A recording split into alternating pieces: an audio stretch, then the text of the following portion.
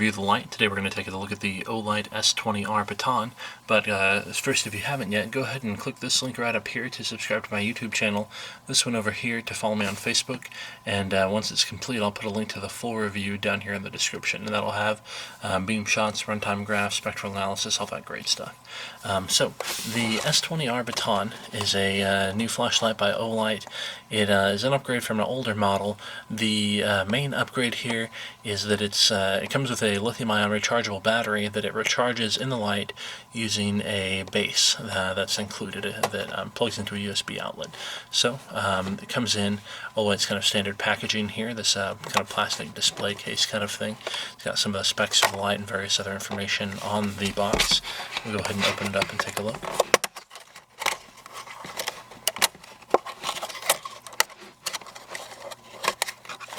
So inside of the box here we've got the lanyard, Olight logo on it there.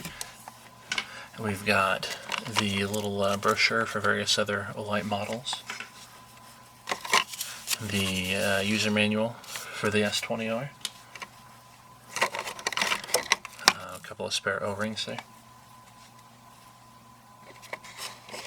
We got the light itself, and we have the charging accessories here at the bottom. This will slide out. There we go. So, the charging accessories, it comes with a little USB to micro USB cord and a charging base. You have this little sticky piece of plastic here that you can put on the bottom of the charging dock to attach it to whatever you like. And it has instructions on how to attach that little plastic piece to the bottom of the dock. So we'll take a look at the light itself first after I remove it from this rather firm piece of plastic. Okay, so the S20R Baton uses the new Cree XML2 emitter, an upgrade to the old XML, brighter, more efficient at that brightness level. And you can see it uses a smooth reflector here, a fairly small reflector. It's a very compact light, even though it runs off of an 18650 battery. It has the stainless steel bezel, and underneath that it's got this blue O-ring.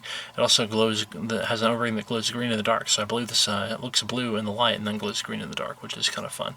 It comes with a removable clip here. It's very stiff on there.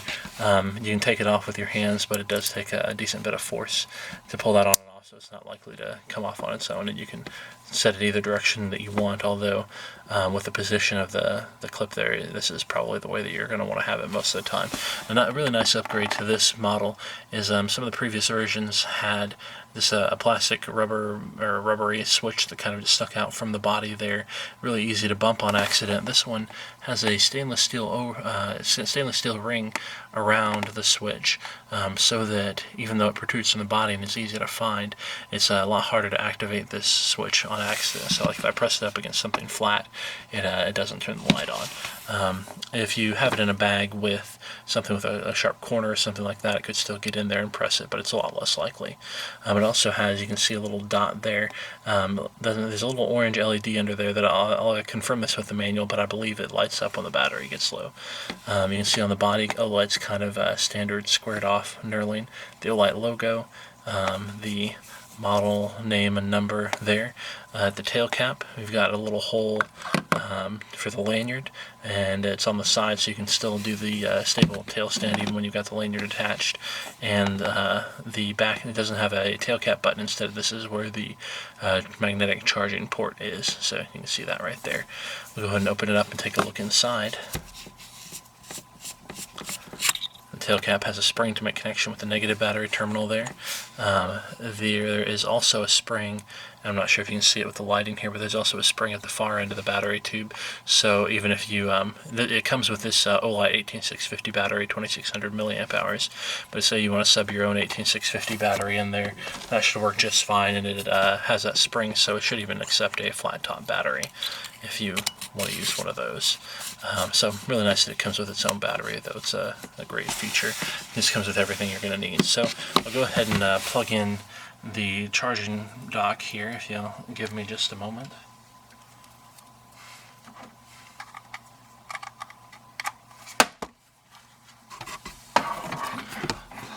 Alright.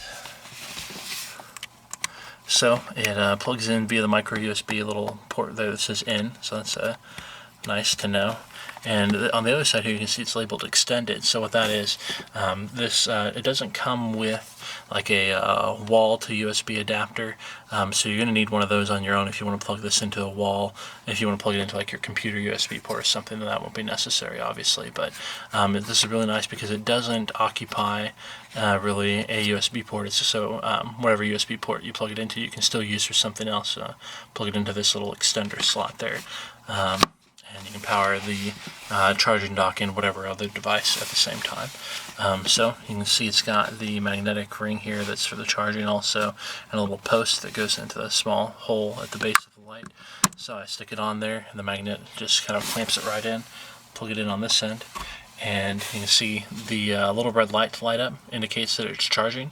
Manual says this will turn green when it's completed, so it must be not quite fully charged right now, but you can see that little red light there. It is magnetic, so as long as this one is, this works a little bit better with some of the smaller, or the two smaller, the S15 and the S20R, but even with the the S10 and the S15 are smaller. Even with the S20, you can see you can mount it sideways using that sticky tape if you want, or upside down, or whatever angle you like, and it'll still stick there pretty strong with that magnet, so that's nice. The charging base is a great feature. It's got the included battery that you can recharge, and includes the charging base, so whenever you're not using light you can just stick it on there and it'll charge itself back up. We will look at the user interface next. So it's got three ways you can turn it on. The first way is if you hold down on the switch for about a second, it comes on in its moonlight mode here, and you can see that's pretty dim. I'll turn this light off for a second so you can see that. There's the moonlight mode. And the second way to turn it on is you can just give it a single click and it'll come on in whatever mode you used last. So in this case that's the moonlight mode, that's what it came in on. The third way you can turn it on is to do a double click and you go straight to the high. So again, those three ways you can do holding down for straight to moonlight, single click for straight to whatever mode you used last, or a double click to go straight to high. Those are the three ways you can turn it on. So once you have it on, you cycle through the modes by holding down on the switch. For about a second it goes through low, medium, and high in its main sequence. It'll just keep cycling through those until you release. So say I leave it in the medium mode here, I turn it off, I turn it back on with a single click, it remembers the medium mode. Now it's important to note that this doesn't include the moonlight in its main sequence, it just goes through the low, medium, and high. So if you want the moonlight, you have to turn it off and then turn it back on by holding down on the switch. And then once you've done that, you can just turn the moonlight on and off as many times as you want with a single click. Also, once it's on, you can double click and go into strobe. The last feature that it has is when it's off, if you hold down for about 2 seconds, it goes into lockout mode.